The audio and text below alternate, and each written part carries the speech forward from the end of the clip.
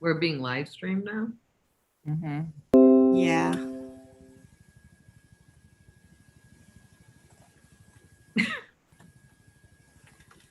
Yeah, these pictures, let me tell you.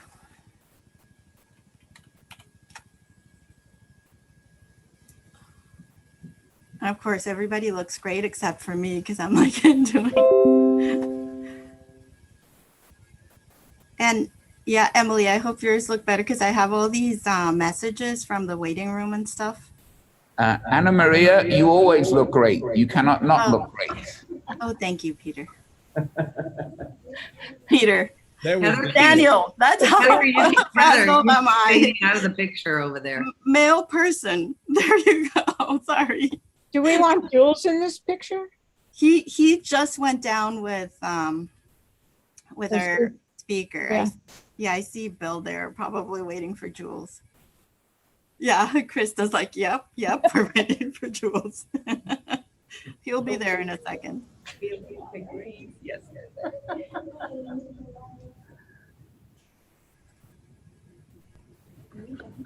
Carol's got the hat too, so we got 3 hats. This is good. Okay, so I need. Hopefully my battery lasts a full long. And Jen Khan, where's your image? She was there. Jenny.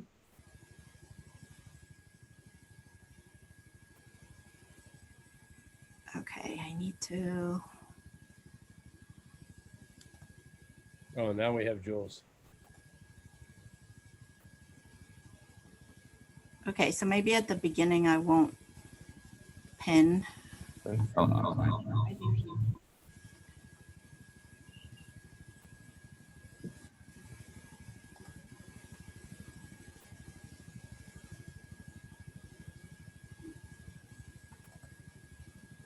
Looks like we're in tunnels. This weight thing is so odd.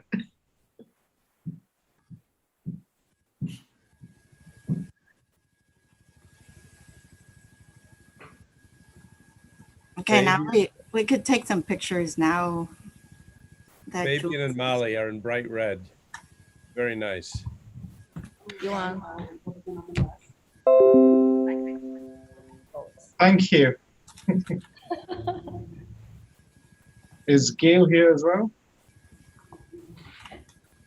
Smile, everybody. Oh, we're doing pictures. Again? We're going to continue this throughout. So,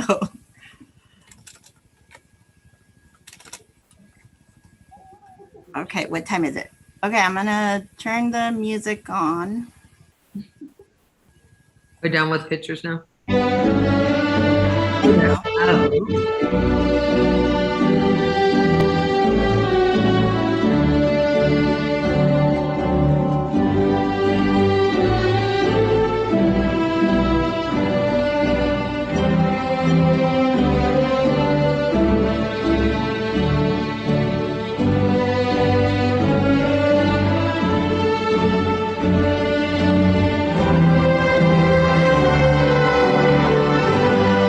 Rachel, I think we want to start at minutes.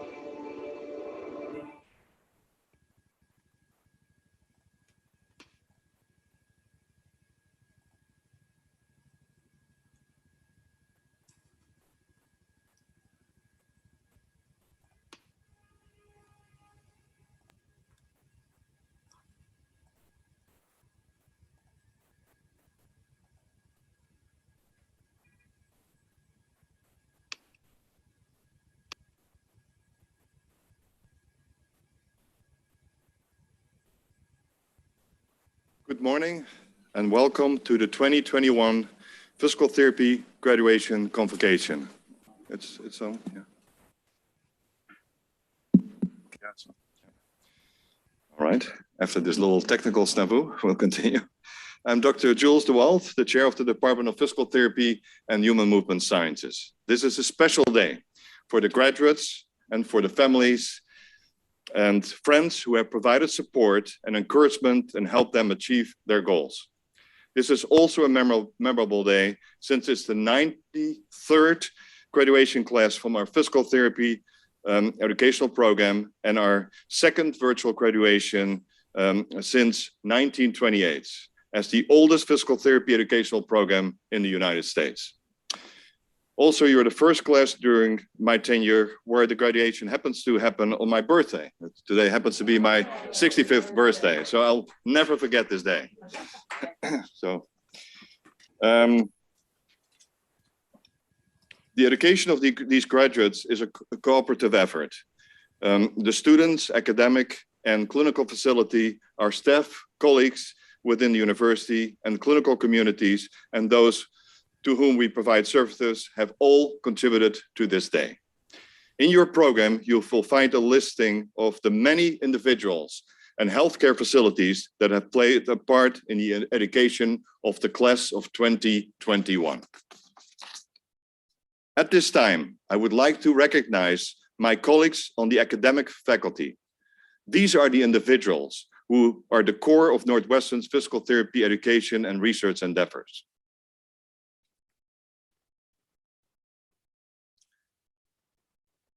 We are honored and pleased to have with us today Dr. Robert Rosa, the Vice Dean for Regulatory Affairs and Chief Compliance Officer at the Feinberg School of Medicine. Dr. Rosa is a professor in medicine in the area of nephrology. His research interest is in the area of hypertension, kidney and renal disease, more specifically studying racial differences in electrolyte metabolism and water balance. Dr. Rosa has brought vision and leadership to the Feinberg School of Medicine and has been a very strong supporter of the science-underpinned education you have received as doctors in physical therapy. Dr. Rosa brings greetings from the Feinberg School of Medicine. The Feinberg School of Medicine and Dr. Rosa have been highly supportive of our department. Dr. Rosa.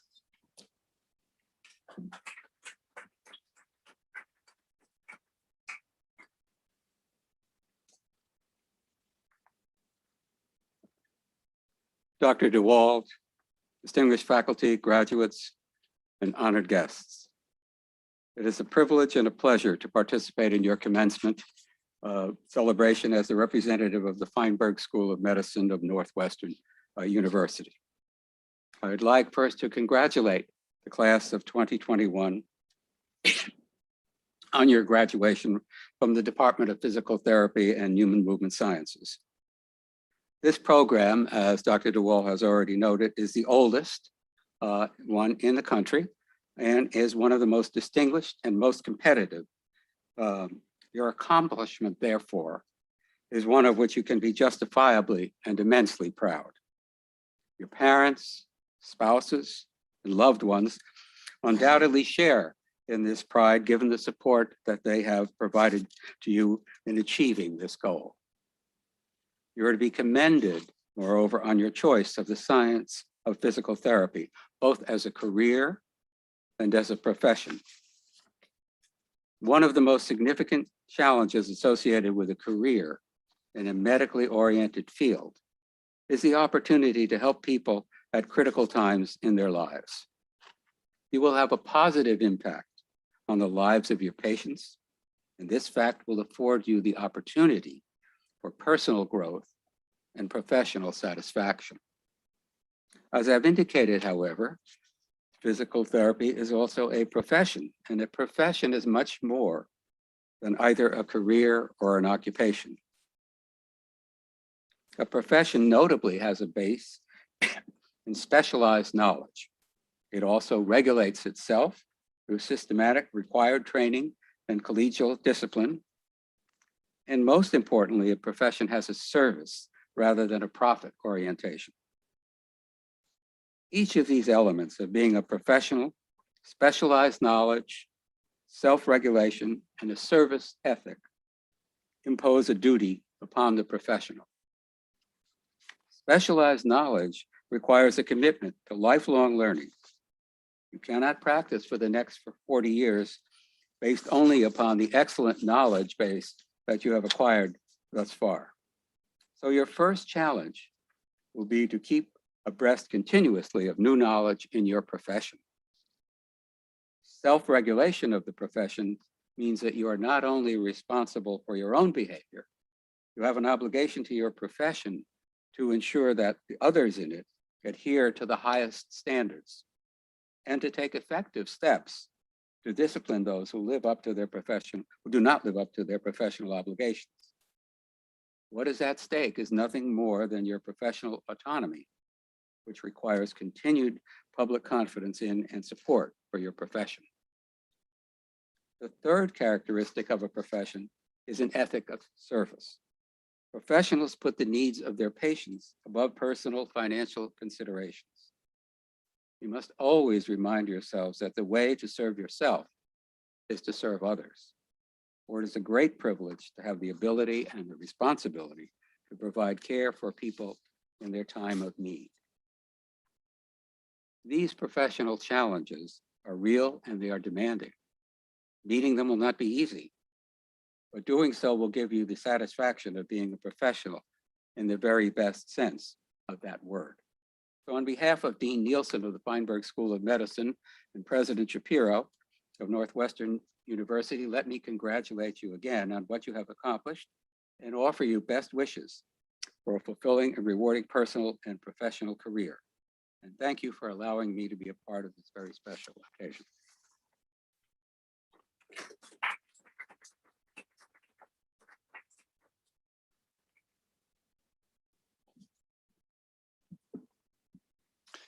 Thank you, Dr. Rosa. We are privileged to have with us today as our convocation speaker, Dr. Bernadette Williams-York. Dr. Williams-York has been an educator in health professional programs for nearly 20 years. She currently serves as Associate Professor and Program Director of the Division of Physical Therapy in the Department of Rehabilitation Medicine, School of Medicine at the University of Washington in Seattle.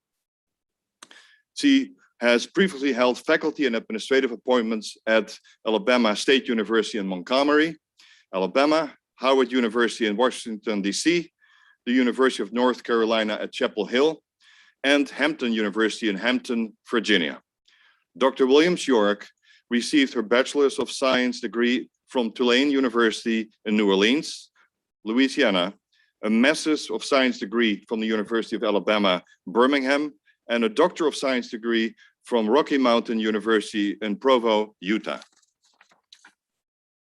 Dr. Williams-York is a board-certified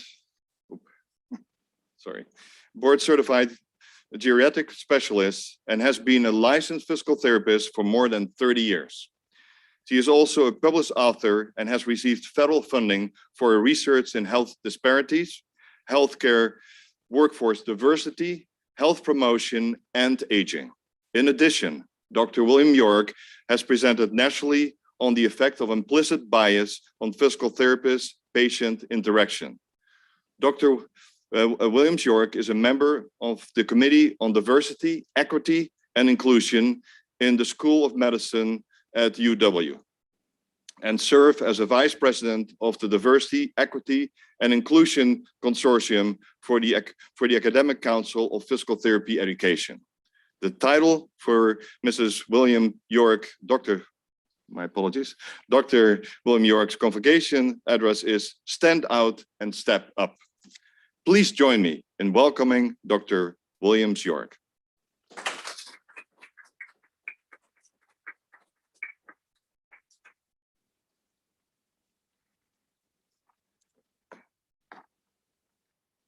Good morning.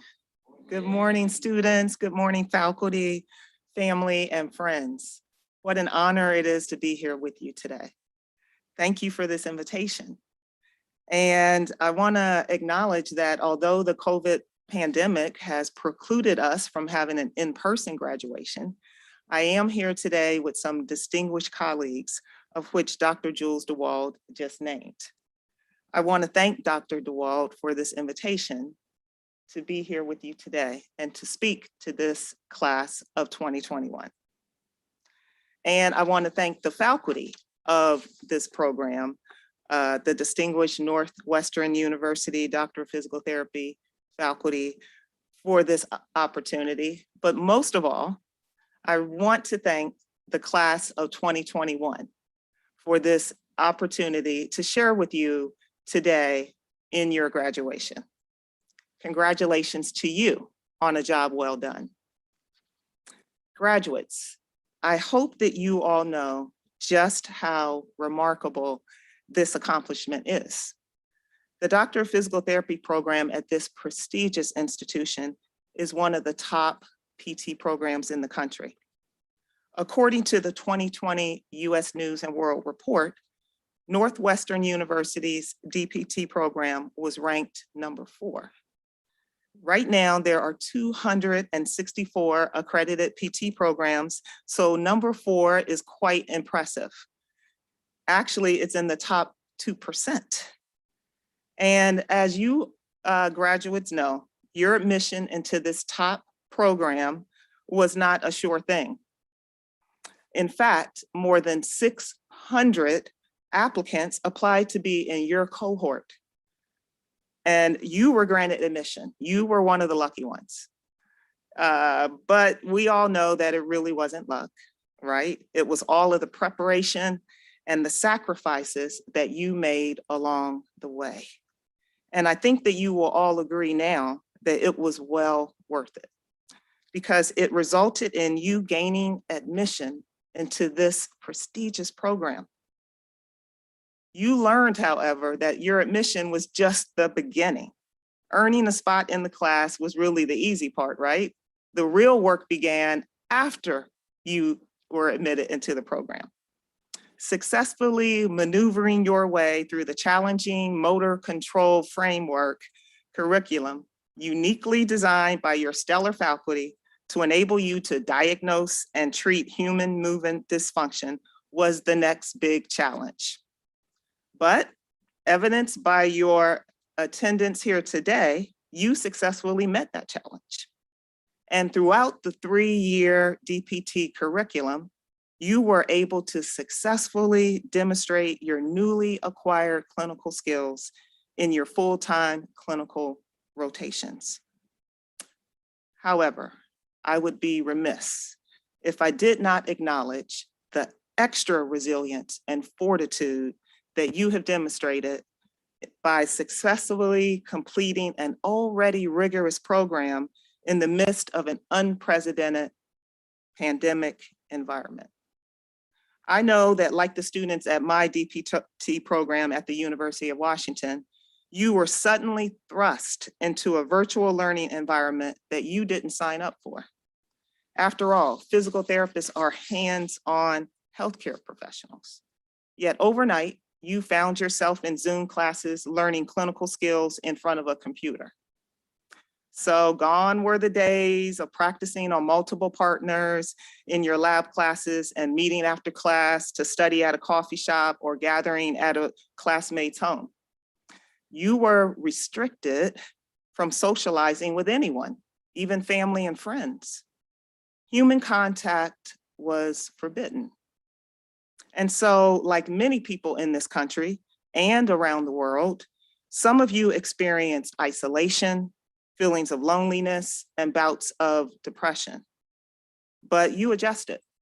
You were resilient and resourceful, and for that, you deserve an extra round of applause.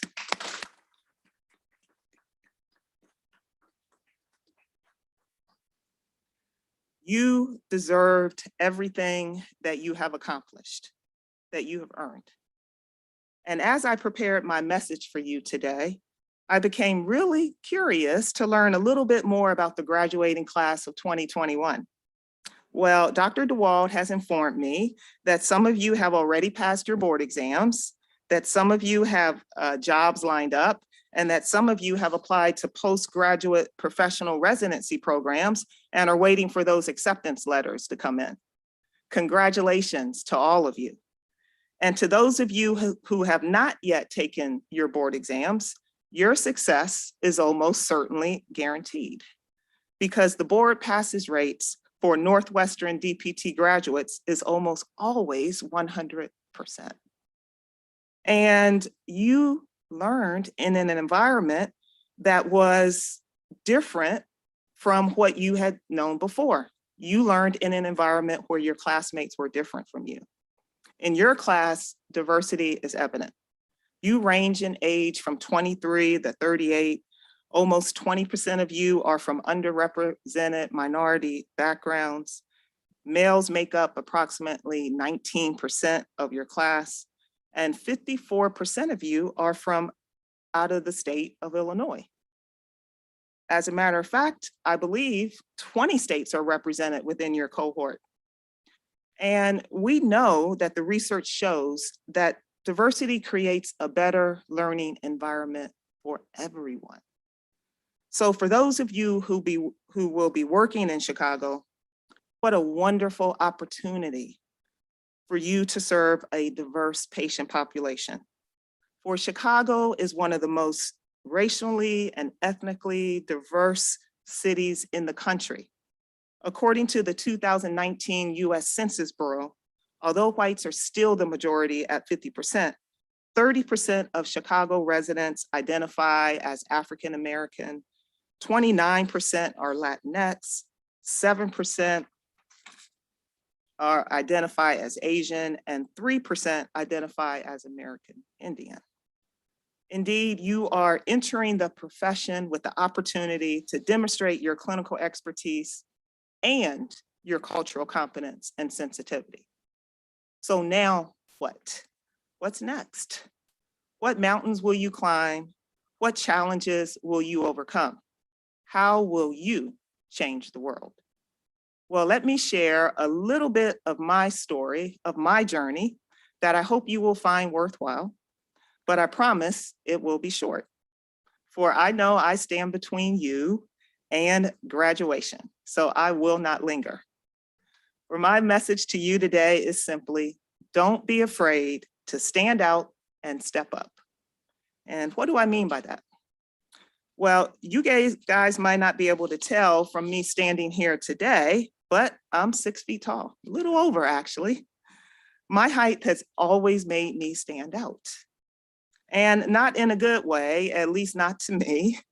For as long as I can remember, I was always the tallest girl in the class. That meant always being at the end of the line and standing on the back row for picture day. Being too tall also meant that long sleeves were often not long enough, and the length of pants was still too short even after the hem was let out. So way back in the day when I went to high school, I don't know if it's still this way now, but the popular girls were all short, okay? They were the cheerleaders and the dance team girls, and I definitely did not fit the bill, okay? And I certainly was not popular. Until one day, I learned that the girls' junior varsity basketball team was having tryouts for the upcoming season. And I knew that some of the popular girls were trying out too. So I stayed after school and I went to tryouts. Oh my God, it was embarrassing. I couldn't even do a layup. I mean, what? I'm 6 feet tall. I couldn't do a layup. I was in the 9th grade, but I couldn't do a layup. I'm 6 feet tall. So I left the gym feeling deflated and defeated and hopeless. But imagine my surprise the next day when the list was posted, my name was on it. I had made the team and I couldn't even do a layup, but I was tall, and being tall is an asset in basketball, and my coach knew it. So I made the team. I learned how to do a layup, and I ended up getting a 4-year scholarship to Tulane University to play basketball, which led to me meeting my future husband, which led to the birth of my beautiful daughter, Nicole, who is the pride and joy of my life. So being tall made me stand out then, and it makes me stand out now. The difference is now I see the benefits of being tall. To just name a few, it garners respect. I can see over crowds. I can reach the top shelf in grocery stores. And sometimes I can help those who are shorter to retrieve their items. So the difference is in my perspective. The first gold nugget I have for you, class of 2021, is see the positive in every situation. Look for the silver lining. Now, the other readily identifiable characteristic about me is the color of my skin. I am African American. Being African American in the physical therapy world makes me stand out. In fact, although I was delighted to receive your invitation to deliver the commencement address today, I must admit I was a little surprised. Why, you ask? Well, because I do not look like or represent in any way the typical physical therapist in this country, nor do I look like most of the faculty in DPT programs or program directors or leaders in this profession. In fact, only 3.5% of licensed physical therapists are Black. And according to the 2019 aggregate program data published by CAPTE, and for those of you who don't know, CAPTE is the accrediting body for physical therapist education programs in this country. According to CAPTE, African American faculty make up only 2.5% of the 2,765 DPT faculty members in this country, and only 6 of 264 program directors identify as African American or Black. That's only 2.3%. So as an African American physical therapist, as a physical therapist educator, and as a physical therapist program director, I stand out. So for me, what has been the silver lining in being an African American physical therapist? Well, it has afforded me many opportunities to overcome negative stereotypes, to be a role model for those who don't often see Black physical therapists, and to advocate for healthcare equity for those who don't have it. We know that recent events in this country have shown us that many of our fellow Americans still judge others by the color of their skin and treat people differently because of it. We know that institutional racism, implicit bias, microaggressions, and police brutality are real. And because racial inequities in this country still exist, we saw how Black and Brown people were disproportionately affected by the COVID-19 pandemic. We know that due to the history of slavery, Jim Crow, and segregation, that people of color were and still are denied equal access to education, jobs, home ownership, voting rights, and yes, healthcare. And we know that African American and other racial ethnic minorities are sometimes viewed as less intelligent, less competent, and less qualified. I experienced this firsthand. When I was a physical therapist student decades ago, way before a DPT degree was the entry-level degree for a physical therapist, I was thrilled to be admitted to an entry-level master's degree program at the University of Alabama in Birmingham. It was one of only 10 programs in the country at that time that was offering an entry-level master's degree. All of the rest were still at the baccalaureate level. So I traveled from New Orleans, Louisiana to Birmingham, Alabama to attend UAB. And once there, I quickly realized that I was the only student of color in my class of 20, and that the pictures on the wall of past graduating classes showed no faces that looked like mine. And all of the faculty, program administration, and clinical instructors were white.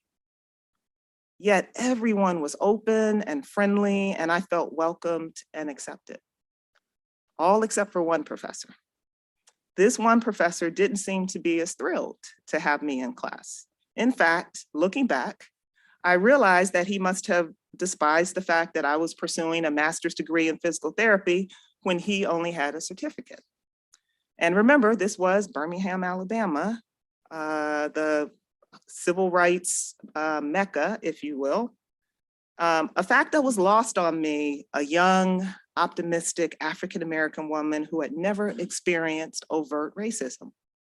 So although I was born in the South, had parents who were sharecroppers, and was a first-generation college student, I had never experienced overt racism or discrimination.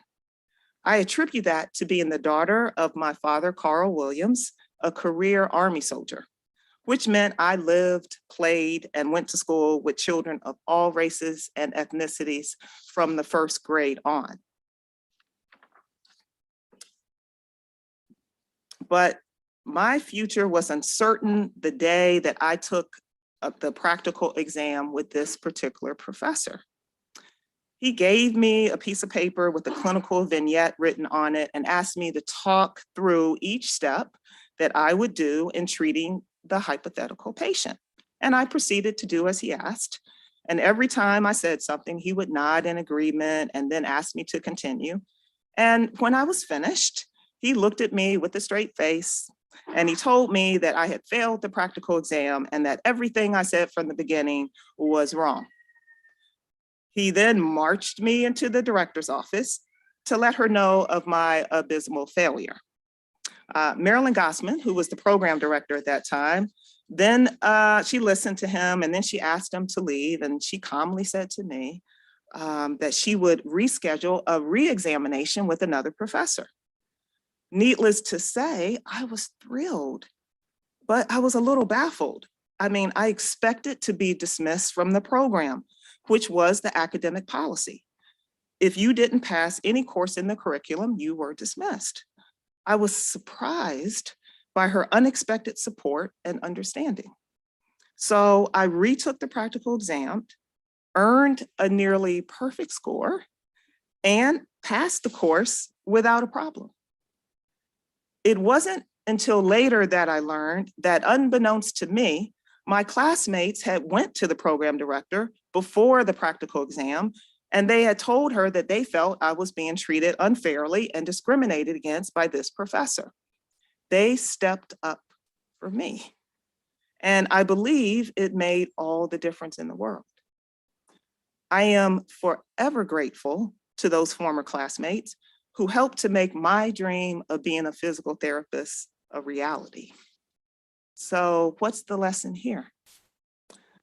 When you see an injustice, speak up, and step up for those who can't speak for themselves, who don't have the positions or the power that you have, who are unfairly penalized for being different in a world that puts value on those that look, act, and think like the majority. I am forever grateful to those classmates who stepped up for me. And I'm grateful to Marilyn Gossman, who listened. For if it wasn't for them, I probably wouldn't be standing here before you today.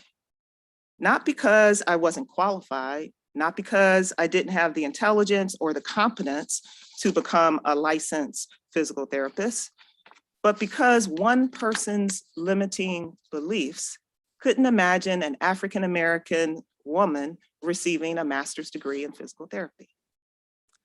So graduates, I know that some of you stand out too. Some of you have darker skin and some of you identify as an underrepresented minority, and so I know you stand out too. Others of you may also stand out, but not because of your race, color of your skin, ethnicity, but because you may be a member of the LGBTQ+ community, or you may have a physical disability, or any other defining trait or characteristic that makes you different. And I say to you, don't be shy or apologetic about your differences, because whatever it is that makes you different is your gift. It was given to you for you to represent all of those who don't have a voice, who won't ever be a graduate of a highly respected program like Northwestern University, who won't ever have the privilege of becoming a physical therapist, who won't ever have the honor of calling themselves doctor. This degree gives you a voice. So don't be worried that you stand out in the physical therapy world. To all 90 of you who comprise the Northwestern University Doctor of Physical Therapy graduating class of 2021, I challenge you to use the prestigious DPT degree that you have to stand up and to step out for your patients, step up for your coworkers, and step up for the community you serve whenever you see an injustice. In your clinical practice, be aware of your implicit biases and guard against letting them affect the care that you give to your patients. Use your voice, use your power, use your position to make a difference in this profession. How can you do this, you say? Well, for example, become a member of the state American Physical Therapy chapter, wherever you are. Consider running for an office even. Be an active participant in your profession. Get a seat at the table. And as Shirley Chisholm so famously said, if they don't give you a seat at the table, bring a folding chair. Together, we can one day eliminate health disparities and assure that every patient has the same potential for optimum health. So as I close, remember, be positive, look for the silver lining in every situation, and don't be afraid to stand out and step up. Thank you and congratulations, class of 2021.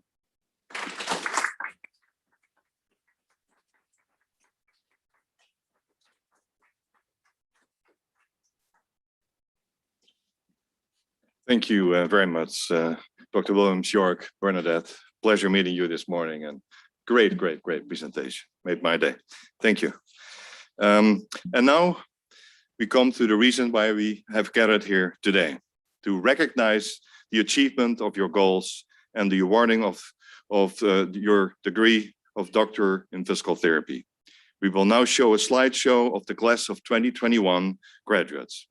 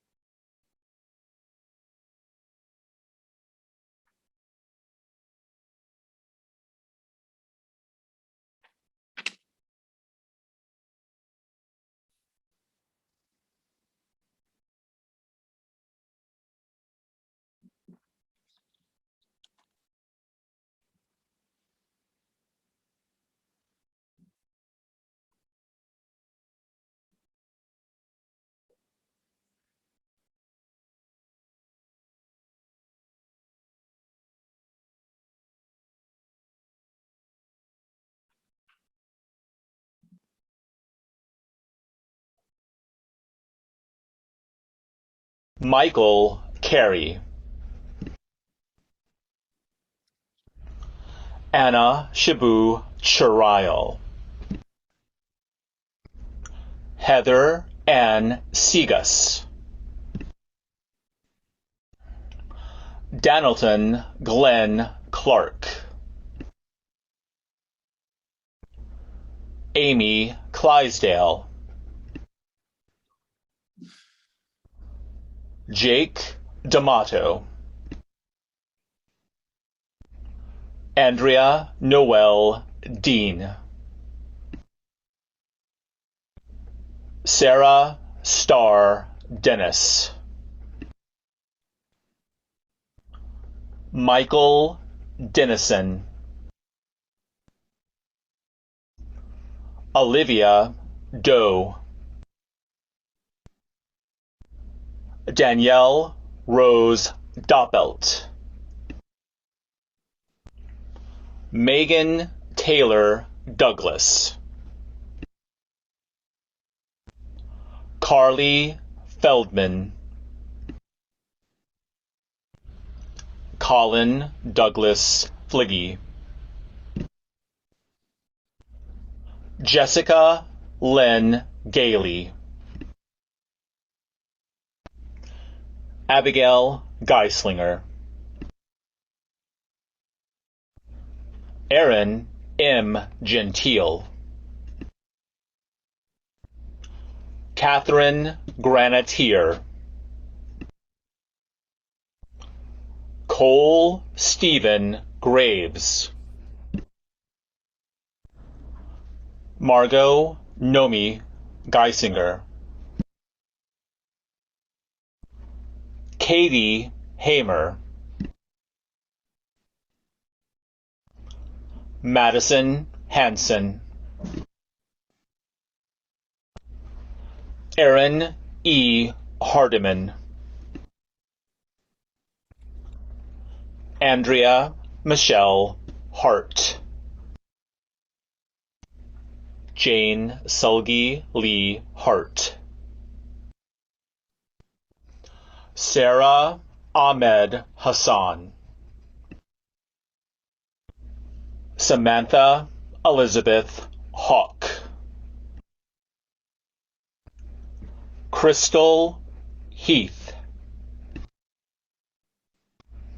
Jessica Marie Heidebrink. Michael Christian Henderson. Perry Henriksen. Taylor Nicole Hilbrandt.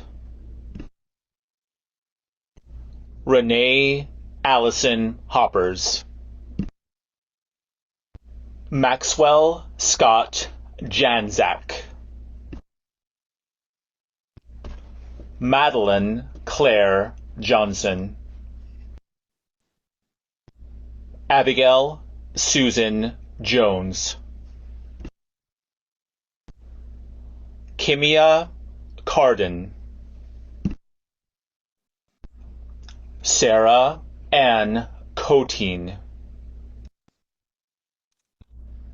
Dina Callista Contos. Catherine Kochi. Taylor Lynn Kramer. Eric Ja-Chen Len.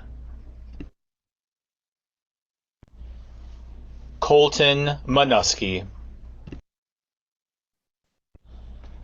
Allison Pelletieri Marks. Emily Grace McCarthy. Kimberly Tamoka McCarty.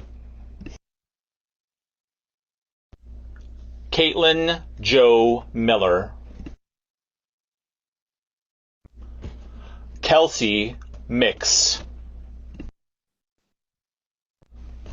Grace E. Moore. Kylie Blake Mozart. Kelly Ann O'Neill. J. Ori. Nicholas Anthony Palermo. Rosalind Park. Kinjal Patel. Shantita Jasmine Perry. Dana Lauren Podell. Madeline Maywan Pronovost. Victoria George Pudizzeri. Kara Olivia Rollick. Alexia Dimitra Rodofsky. Catherine Spring Rudrud. Kara Faith Saville. Gianna Elizabeth Scala. Bethany Ting Yi Shea. Iso Shimamoto. Kathleen Sickles. Lindsay Michael Siegel.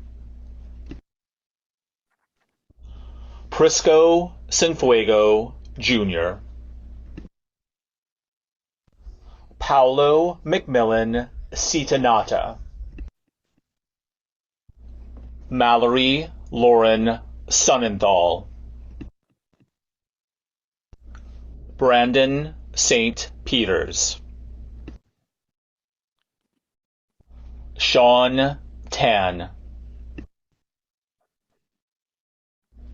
Claire Elizabeth Thyssen. Megan Elizabeth Thompson. Vanessa Cameron Valley.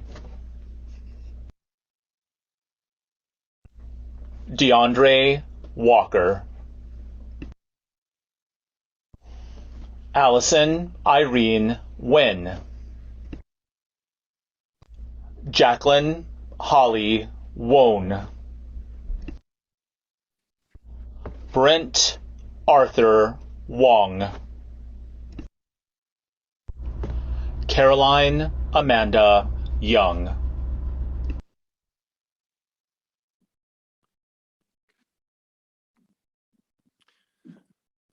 So what we'd like to do next is go back to the first number of graduates because we had a sound issue. So we'll be replaying a few of our new doctors in physical therapy, make sure that their names are heard. So thank you. Taylor Jean Urbina Alejo. Nicole Marie Amato. Erica J. Avalone. Jennifer Carey Bodwin. Emily Brooke Biederman. Allison Blackstone. Emily Nicole Blankenberger. Michelle Boongalling. Jenna May Brown. Michael Carey. Anna Shabu Charial. Okay, thank you. So please join me in congratulating Northwestern University's new doctors of physical therapy.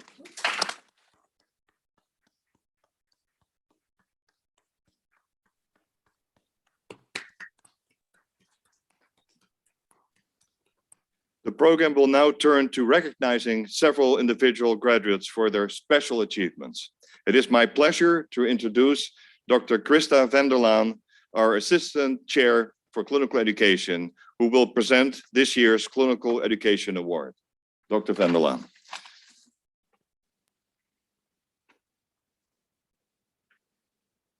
The Clinical Education Award is given to a member of the graduating class who demonstrates superior clinical abilities. Students are nominated by their clinical instructors and selected based on their clinical skills, initiative, professional behavior, professional growth, contributions to the operations of the facility, and use of scientific evidence for clinical decision-making. The award committee was very pleased to receive nominations for 12 students in the class of 2021. We would first like to recognize students who were nominated by their clinical instructors. Although only one graduate was selected for the award, we know that being nominated is still a very high honor. Those nominees are Allison Blackstone, Michael Carey, Anna Shariel, Jake D'Amato, Jessica Galley, Erin Hardiman, Crystal Heath, Jessica Heidebrink, Harry Henriksen, Jonna Scala, Kathleen Sickles, and Brent Wong. For the class of 2021, the Clinical Education Award goes to Dr. Allison Blackstone.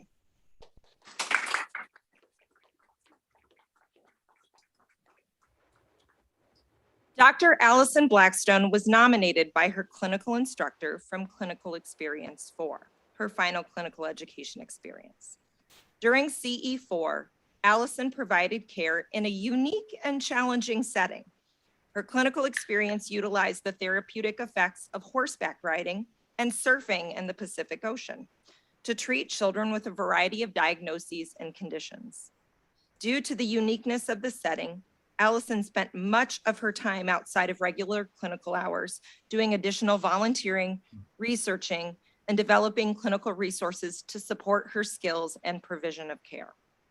She came into the setting with limited skills in both horseback riding and surfing and took every and any opportunity to gain those skills. She went so far as to sign up for additional lessons in polo to assist with a therapeutic polo team. Can't say I ever did that on a clinical experience. This is on top of working through development of her clinical reasoning and more traditional physical therapy skills to independently manage some of the site's most complex patients. Allison CI identified she was an asset to the clinical site in all ways. She served as a resource to the patients and families, ensuring to see the patient as a whole person and addressing the family as a unit.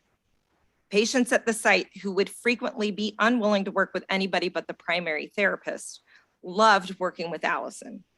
She also volunteered for additional roles to support the site's nonprofit status, such as working fundraisers to support the costs of care. She created training manuals for students and staff and assisted with the creation of a course manual. In the nomination letter, her CI repeatedly highlighted that Dr. Blackstone went above and beyond in every way. We commend you, Dr. Blackstone, for your clinical abilities, dedication to excellence, confidence, knowledge of physical therapy, and professionalism. You are an outstanding representative of the Northwestern University Physical Therapy Program and will certainly be an asset to our profession. Congratulations. Come on up, Allison.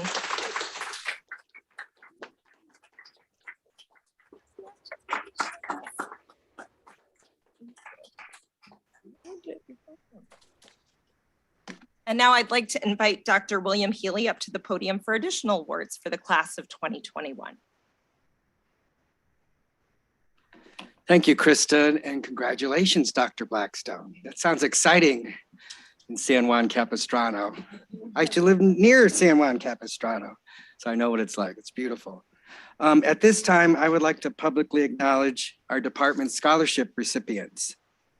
Dr. Aaron Gentile, Dr. Crystal Heath, Dr. Kara Rolick, Dr. Jonna Scala, Dr. Kara Sabal, Dr. DeAndre Walker, Dr. Allison Wynn, and Dr. Jacqueline Wone all received Merit Scholarship Awards.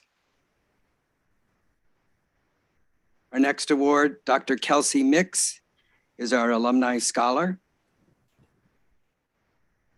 Dr. Jay Ori is our Diversity Scholar and provided great student leadership to the Diversity Committee. Our next recipient, Dr. Jane Hart, received the Janet Hemchek Memorial Scholarship. The department, with its rich history, is also fortunate to be able to award 3-year scholarships to honor the legacy of 2 former NU national leaders in our profession. This year's recipients of the Elizabeth Wood Dorothy Voss PT Scholarship are Dr. Jenna Brown, Dr. Heather Segas, Dr. Jay Ori, and Dr. Alexia Radovsky. The next award is the Sally C. Edelsberg Scholarship in Physical Therapy, and that was awarded to Dr. Dina Cantos. Please join me in congratulating these scholarship recipients.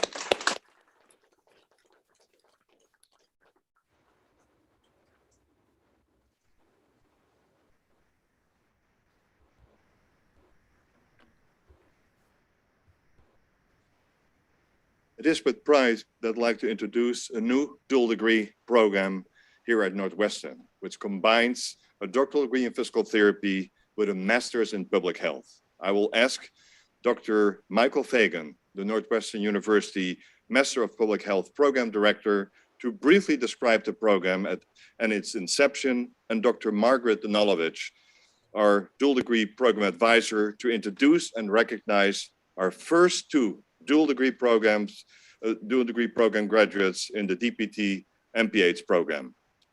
Dr. Fagan. Thank you, Dr. DeWald, and congratulations to all of the graduates. Special congratulations to our inaugural graduates in this innovative and rigorous dual degree that combines the doctorate in physical therapy with a master's in public health. This is an amazing feat. As all of you know who are gathered here, getting a DPT in and of itself, especially from Northwestern University, is quite an accomplishment. To add an MPH to that is really something extraordinary. So this is why we're spotlighting the new Dr. Jane Hart and the new Dr. Colton Minuski. Just to give a brief description of what these two incredible individuals did. On the MPH side, they completed 12.5 units of our 16-unit degree. A few of the units were double counted because of the overlap between the material in the DPT and the MPH. So we kept them very busy during their 3 years here, and they really did an extraordinary job. They were guided throughout by the director of our dual degree program, Dr. Margaret Danolovich, who's going to say a little bit more about the accomplishments of Jane and Colton. So I'd like to pass the microphone to her. And once again, just congratulate our inaugural graduates of the DPT MPH dual degree. Thank you, Dr. Fagan. It is with great pride that we recognize Dr. Hart and Dr. Minuski today. In addition to the courses that they completed, in addition to the DPT program, both of them also completed the applied practice experience, which is similar to the clinical experiences in the DPT program. This is 160 hours of public health practice at a community-based organization. Additionally, they have completed the culminating experience, which is their individual research experience extending their synthesis project started in the DPT program. So I'd like to recognize Dr. Hart's applied practice experience at Northwestern University's Center for Community Health and her culminating research experience titled Patient Perceptions on Their Rehabilitative Improvements, Adherence to Physical Therapy, and Cultural Competence of their physical therapist. Dr. Minuski completed his applied practice experience at CJE Senior Life, and his culminating research experience is entitled Factors That Influence Physical Activity Levels in Males with Spinal Cord Injury Who Use a Wheelchair as a Primary Mobility Device. Congratulations to our inaugural class.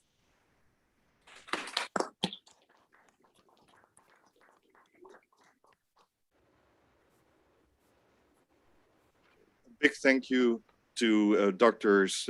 Fagan and Danolovich for they have really generated this brand new program, and particularly Margaret Danolovich has been really instrumental in this. So what I'd like to do at this point is invite Drs. Hart and Minuski to come to the podium. So as representative, come on, yeah. As representatives of Northwestern University, Feinberg School of Medicine, we'd like to give you the certificate. And so I'll have Bill start. Yep. There you go, Colton, congratulations. Hey, congratulations. And Jane, Dr. Hart, congratulations. Great, great, great job. Thank you so much. Yeah, yeah.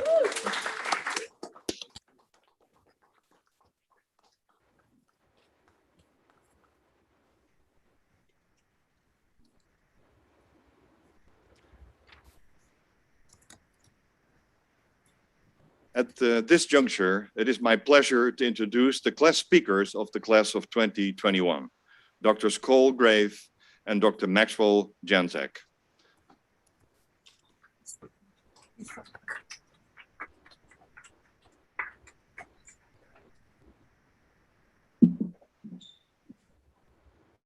Do they get hooded like that?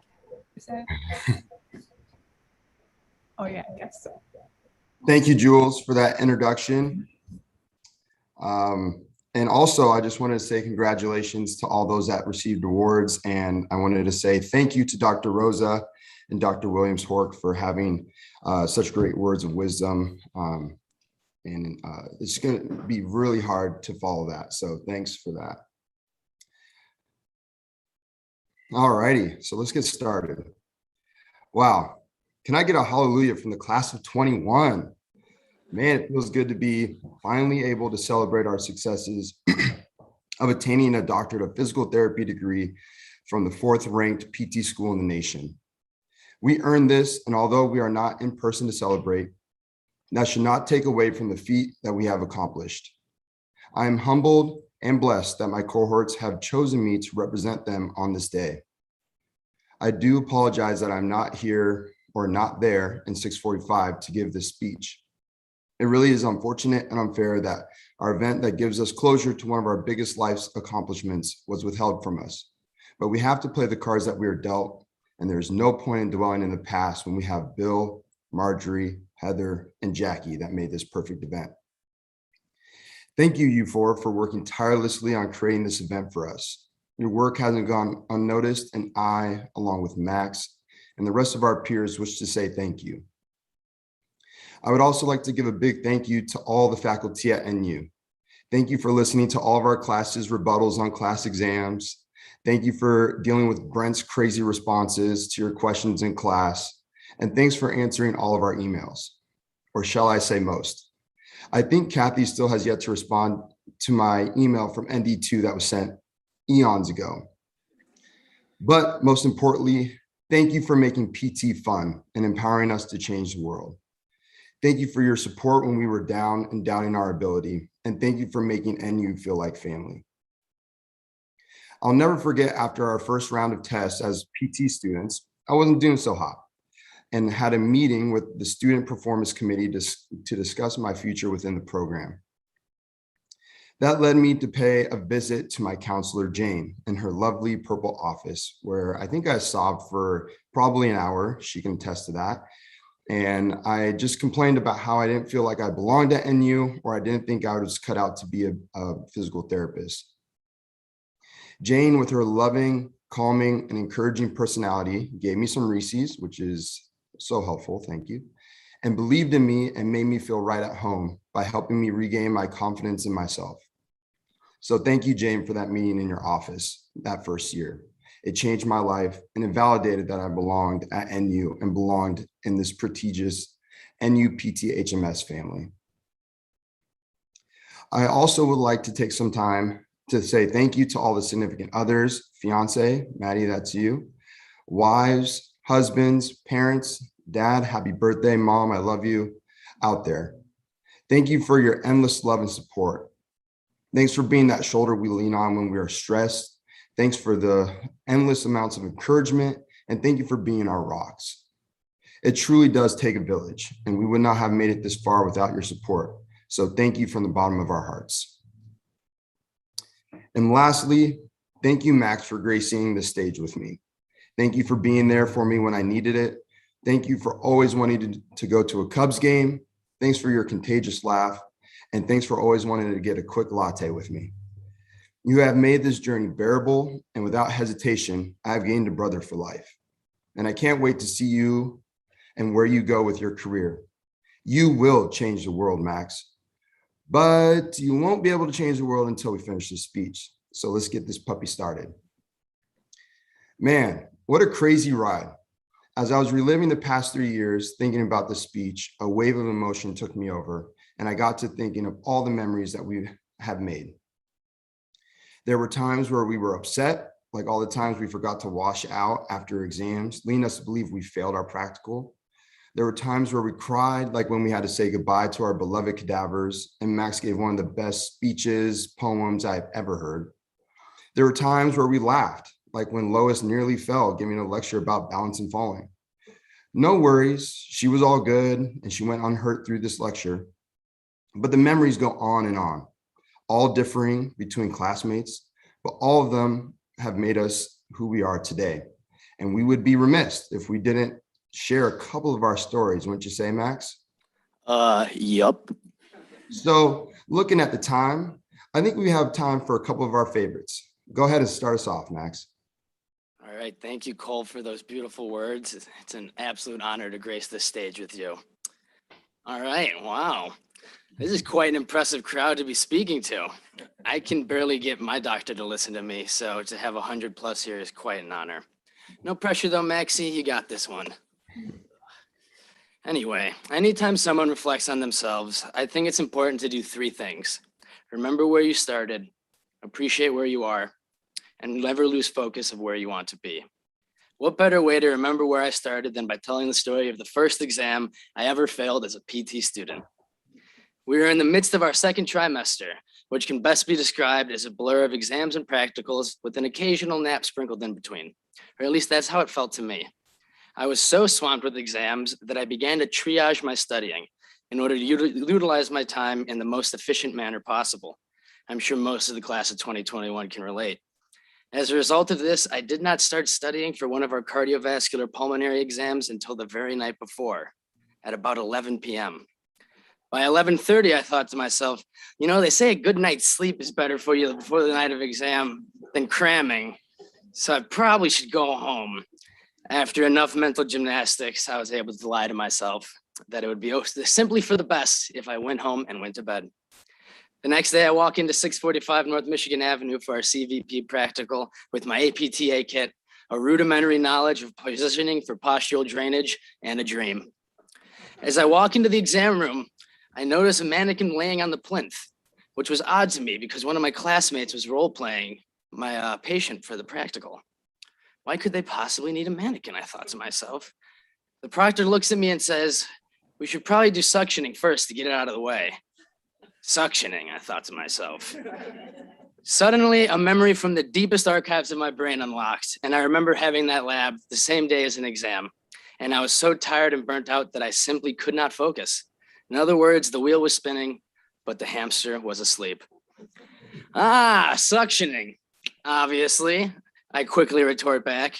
Fake it till you make it, baby. So I walk over to the machine that I quite literally have never seen in my entire life and get ready to start my exam. After a quick scan of the machine, I look over at my proctor and smirk and say, well, first, I would turn on the machine. So far, so good, right? Only problem was I was so caught off by the fact that I forgot to review roughly 50% of the material on this exam that I forgot to wash in, don gloves, goggle, and a mask, introduce myself, and perhaps worst of all, I forgot to confirm the name and date of birth of my new styrofoam patient. In the span of 15 seconds, I managed a safety fail in 4 separate ways. Honestly, that might be a new NUPT record. Despite the plethora of mistakes I had already made, I genuinely thought I was doing well on the exam. They teach you about imposter syndrome at the start of PT school. That's a phenomenon where the more you learn and gain expertise on a subject, the more you realize you don't know and you begin to question your own abilities. What they don't teach you about is imposter syndrome's equal yet opposite counterpart, the Dunning-Kruger effect. This is a phenomenon in which an individual overestimates their ability in a certain area because their knowledge of that field is so limited. I knew so little about what I was doing that I genuinely thought I was doing it well. As the practical goes on, I pick up a Yonkauer, which for those of you who do not know, is a tool used to clear secretions from an airway of a patient via suction. And I begin to use it on my patient. At this point, I hear my classmate who was role-playing, Michael Henderson, begin to laugh. I knew I was doing something so wrong that it was laughable, but I could not figure out for the life of me what it was. Not necessarily the best sign when you're taking an exam. After we walk out of the exam, Michael laughingly explains to me that I did not connect the Yonkauer tube to the suction. So essentially, I was waving a plastic wand over a styrofoam mannequin for a solid 30 seconds. However, I was doing it extremely confidently. I'm going to save myself the embarrassment and not share the grade I got in the exam. Just say I could have done a little bit better, but don't worry, I reviewed these skills and remediated the exam and passed with flying colors. We all had that first humbling experience during this PT journey, and that one was mine. Remember where you started, because if you don't, then it's impossible to appreciate how far you've truly come. Where you started, where you are, where you want to be. Appreciate where you are. I'm a pediatric therapist, so the majority of my sessions consist of playing games and obstacle courses and modifying them to get my desired outcomes. One of my favorite toys to use is called the Stomp Rocket, which for those of you who don't know, is a plastic cylinder that you stomp on. It then shoots air through a tube and propels a foam rocket across the room. I was using this toy during a session when I looked at my 5-year-old patient and go, "Do you think I could catch one of those out of the air?" He quickly looks at me and goes, "No way." I immediately retort and adamantly disagree and proceeded to walk directly into the path of the rocket. He immediately looks at me and goes, "Mr. Maxey, I don't think this is a very good idea." I exclaim back, "Trust me, it's gonna be awesome." Suddenly, a giant grin began to spread across my patient's face as he took aim and stomped down to fire the rocket. The rocket shot across the room 5 times faster than I've ever seen him shoot one, and I drastically underestimated how motivating my face was as a target. In a last-ditch effort, I threw my arms up, but to no avail. Bonk, the rocket hit me right in the face. Stunned, I fell back onto my butt on the ground, and my patient and I proceeded to burst into tears from laughter. This was the grown-up's idea, not the 5-year-old. You need to be able to connect with your patients, so I think it's safe to say I'm exactly where I belong. Take the time to reflect on where you are. Find beauty in the small things in life and enjoy the present. Only then can you truly be happy. Where you started, where you are, where you want to be. So how do we get from where we are to where we want to be? To answer that question, you must first reflect to find out what you are truly passionate about. Only then can you untap your potential. One of my favorite authors, Charles Kingsley, has a quote that I feel sums it up perfectly. He said, "We act as though comfort and luxury were the chief requirements of life, when all that we need to make us really happy is something to be enthusiastic about." I like to add my own little part at the end of that, and good friends to share it with. As Cole said, it takes a village, so surround yourself with people that genuinely want the best for you and to help you grow, and never take their love and kindness for granted. Finally, you need to have a burning desire to always be trying to better yourself. Self-growth is the greatest gift you can give yourself, and the moment you stop learning is the moment you stop growing. So I encourage you not to be afraid to make mistakes, because that is part of the learning process. Self-growth, much like progress in therapy, is not always linear. Sometimes you take 3 steps forward and 2 steps back. That's okay. That's part of the human experience. Always remember the starting line. Always appreciate where you're at, and never lose sight of the end goal. Where you started, where you are, and where you want to be. How about you, Gravy Train? What comes to mind when you look back on these past 3 years? Besides not sitting next to me in class, I'm not even mad about that. I would have brought it up if I was. I think we all know I would not have learned a single thing if I had sat back there with you. I barely was able to comprehend Jules's lectures in the front row, let alone the back row with you guys. However, those were good stories, Max. I feel like we all remember our first failed exam and our most embarrassing moment with the patient. So I could definitely relate with you on that one. The 2 moments that stuck out to me were first, when I felt bold enough to hit up our Facebook page prior to our first day of class to ask if anyone wanted to come watch some college football at Timothy O'Toole's, a local safe haven for graduate students at NUPT. Thinking we would have a great turnout, I sat at a table with 10, with just my lovely fiance and myself, and we were fielding a lot of nasty looks as to why we were seated at such a massive table, and only Eric Glenn and Sarah Dennis showed up. Thanks, guys. Oh, and Michael Carey stood us up that evening too. So yeah, we were down a seat, but I'll never forget following that evening, I thought, wow, this might be a tough 3 years of not being able to find anybody that I could relate with or even become friends with. I wasn't sure if I would get to know a single person in our class. Like, how would I even form my study group? But as I'm sitting in front of you today, I was wrong. My village grew by 94 people. It's funny how on day one, I went from thinking that that I'll never have friends to now knowing that I'll have friends, peers, and coworkers for life that I can call on when times get rough or when I need help with a challenging clinical case. They're there for me and I'll be there for them, which is the beauty of being a part of this NU family. But aside from loving every single one of my classmates, shout out to the BRBs, the BSAs, the Durkin Legends, and the Mighty Myotomes.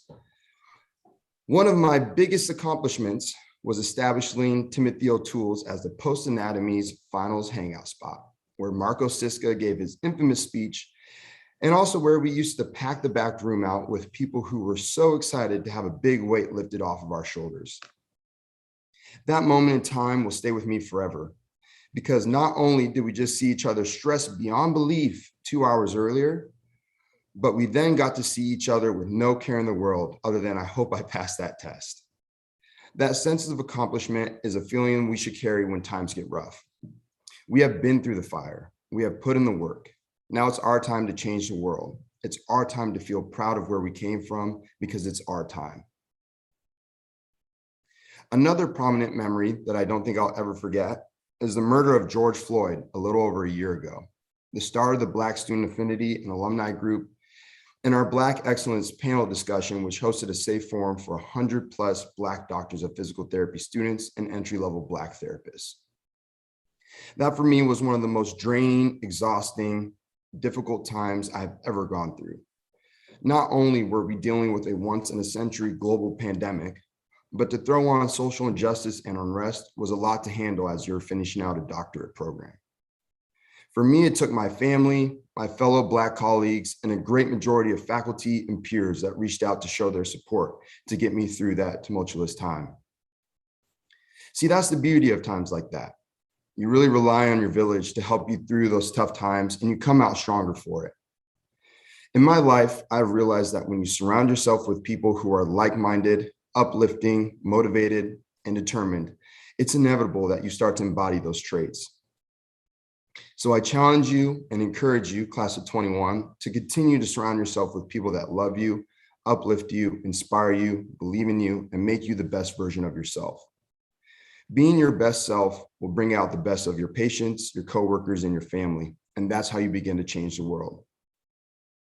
If you think about it, Max, my experiences are different from yours and are different from the next person, but these memories that we have made over the last 3 years have made us who we are today and are our foundation for tomorrow. Don't forget your roots, what grounds you. When times get rough, rely on your training to make that sound and ethical decision. Then remember, you never plant a seed and eat the fruit the same day. You grind through the tough days, you continue to water that plant, and you cherish the days where you see an ounce of growth because you know that that's where growth happened.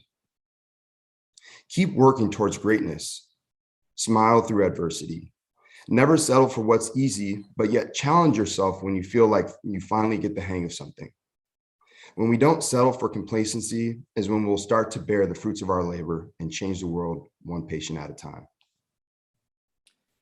I think it's safe to say these past 3 years did not go how any of us expected it would. This graduation is not how we imagined it, and our time at NU PTHMS was not a normal PT school experience. And I'm gonna go as far as to say that's a good thing, because this is not a normal PT class. The perseverance, drive, and passion you all exude helped me get through my darkest times these last 3 years, and you all have motivated me to dedicate myself to being a lifelong learner. You all played a vital role in molding me into the man I am today, and I truly cannot thank you enough for it. You all helped me accomplish my dream. I pride myself on always having something to say. I love the sound of my own voice, but I truly am at a loss for words in trying to express what the time I spent with you truly meant to me.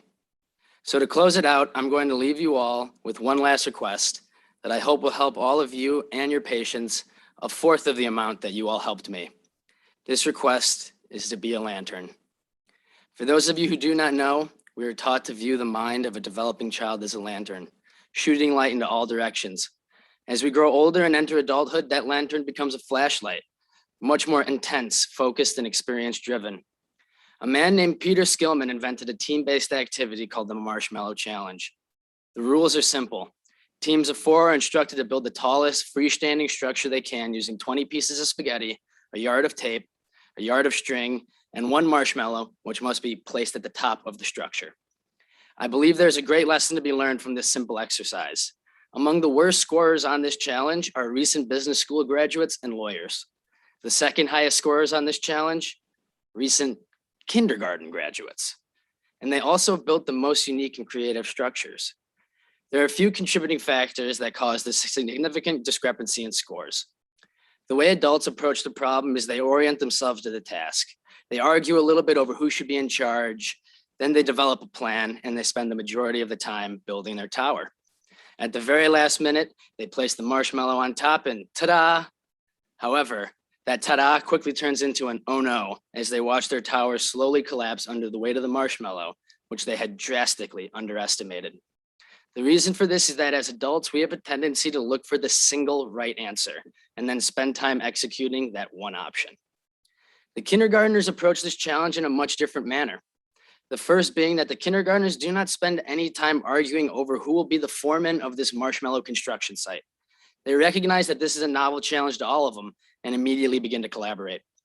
The second and most important reason why the kindergartners outperform the majority of the population is that they start with the marshmallow and they build prototypes. The kindergartners approach the problem from multiple different angles. They try multiple different structures, assess which is best, and then continue to build from the ground up, reassessing at each stage of building the tower. Assess and reassess. It sounds pretty familiar, doesn't it? Do not treat all diagnoses with the same interventions. That is not evidence-based practice. Always assess and reassess after every intervention to ensure your patient is making the best progress possible and to show you when modifying a treatment plan is indicated. Another example of this is water. Water does not predetermine its shape and then it look exclusively for a container that matches it. Rather, it lets the container it's poured into guide it into form. The water takes the information presented to it and then adapts its shape accordingly. That is exactly how we all should be approaching our treatment plans with patients. Let the evidence presented to you guide your clinical decision-making and pick your interventions accordingly, adapt them as needed when indicated, and do not cherry pick evidence to support your predetermined hypothesis. They say fall in love with the journey, not the destination. Luckily, these last 3 years were not the journey, and this is not the destination. That was step 1. The real journey starts now. We have a unique opportunity to impart a much needed, permanent change in the medical field. It is time we use our voice as a medical community to start demanding change in our profession. Our generation is the one that will be imparting this change, and each and every one of you are going to be the leaders in this movement. I want to take a moment to express my gratitude to those that have helped me along the way. Mom, after Dad died, it was you and me versus the world. I was not a typical kid, and traditional parenting styles simply would not have worked on me. You recognized that and managed to do everything you needed to keep me on the right path. You're my confidant, my rock, and my best friend. Thanks for everything you've done for me, from tying my cleats for T-ball all the way to zipping up my graduation gown this morning. This one's for you, Mom. I love you. I also want to extend thanks to our faculty and leadership for working so hard to still get us through this program and provide us with a top-notch education despite living through a global pandemic. Finally, to the class of 2021. I chose to go to Northwestern to surround myself with the best and brightest minds possible, and you all managed to exceed my already monumental expectations for how smart and caring you all are. I cannot wait to see the impact each and every one of you make on the world, because I know you're all going to change lives. And the reason I know that is because you already have. You've changed mine. So thank you, class of 2021, and never stop being you, because you are a blessing to every person who crosses your path. So here's to us. It wasn't easy, it definitely wasn't pretty, but we still did it. Now the real fun starts. It's time for us to go change some lives. Thank you for selecting me to give this speech alongside Cole. This has been the honor of a lifetime. Oh, and actually, while I have you all here, I tweaked my back lifting a fridge last week. Do you think one of you could take a look at that? Nah, I'm kidding. You get enough of that from your family and friends. And you PTHMS, thanks for the memories, the education, and the invaluable clinical experience. We will never forget our time here, but it's time we move on to bigger and better things. Go Cats! Class of 2021, Over and out. Mic drop. Thank you.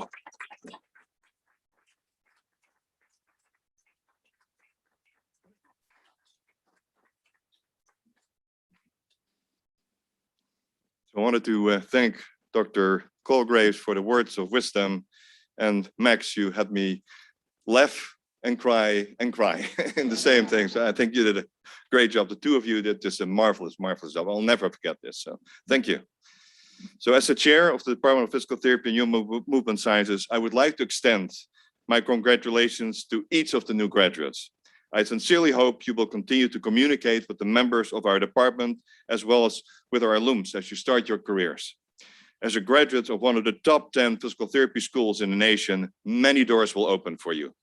My colleagues and I know that you are well prepared to become great practitioners of our professions and future leaders in the delivery of physical therapy, healthcare administration, political lobbying related to healthcare, and physical therapy related education and research.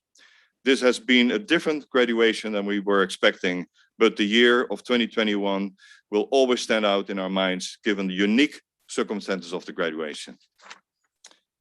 Before concluding the ceremony, please allow me to thank a number of colleagues who have been crucial in the organization of the graduation event of today. Dr. Bill Healy, our Associate Chair overseeing the DPT program, for his leadership in organizing this unique virtual event and the subsequent events that will happen next. Keisha Nelson, who assisted in organizing and directing the graduation ceremony, as well as being instrumental in getting everybody their graduation regalia. She always makes this work like a Swiss clock. Or maybe I should say an Apple Watch. But Dr. Ana Maria Acosta, our Associate Chair overseeing our PSD educational program for directing the technical portion of the graduation event. With the help of Van Gao and Di Zheng. And again, without Ana Maria, we would have been in tough shape. Gracias, Ana Maria. Drs. William York, Dr. Sorosa, Van der Laan, Johnson Hilliard, Graves, and Jensek, Mr. Webb, Ms. Laundry, and others for the roles in making this virtual graduation events possible and a success. So, congratulations to the class of 2021s. You did it. Fantastic. Hope to see you on the second floor to shake your hands, make pictures, and give you your diplomas.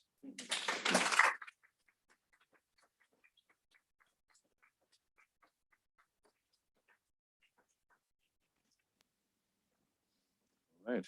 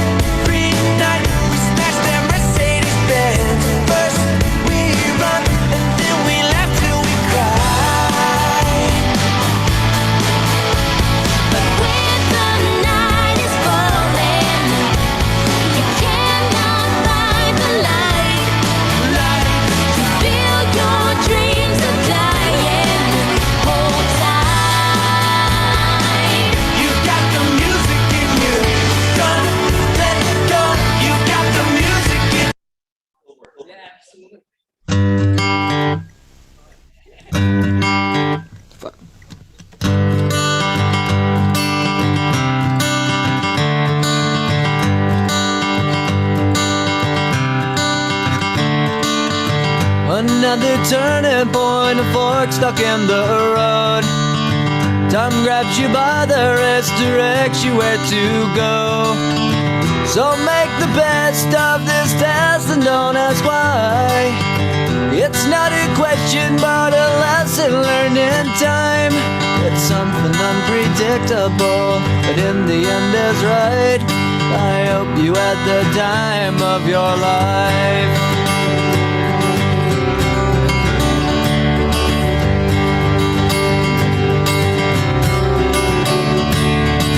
So take the photographs and still frames in your mind, hanging on a shelf in good health and good time.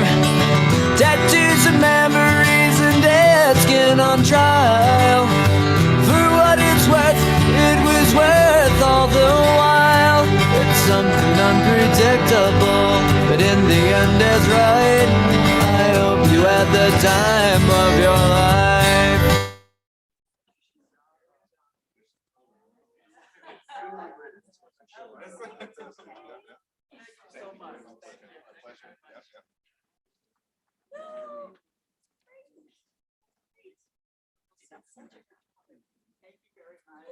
Thank you. And you did an excellent job. Congratulations. That was wonderful. And she's still at the clinic doing amazing things. I see like the snap videos and everything. I'm like, that's awesome. I would never know what you great speech. Thank you very much. I appreciate that. Thank you. Are you working there?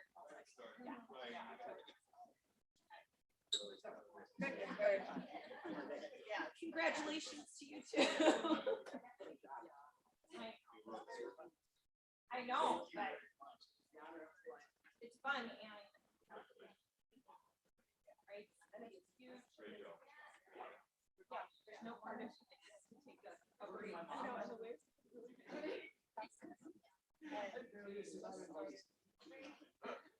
yeah. Yeah. Yeah. Thank you. Thank you. I'll see you guys. Yeah.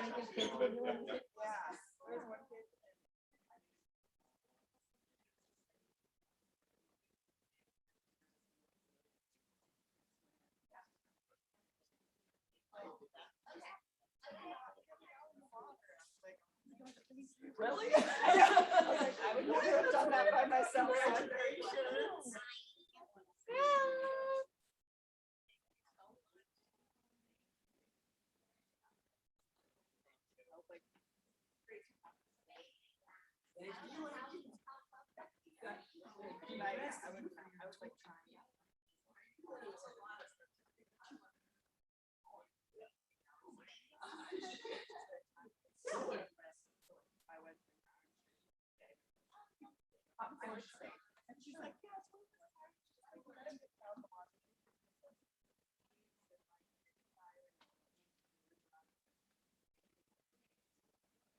Yeah, it's trusting.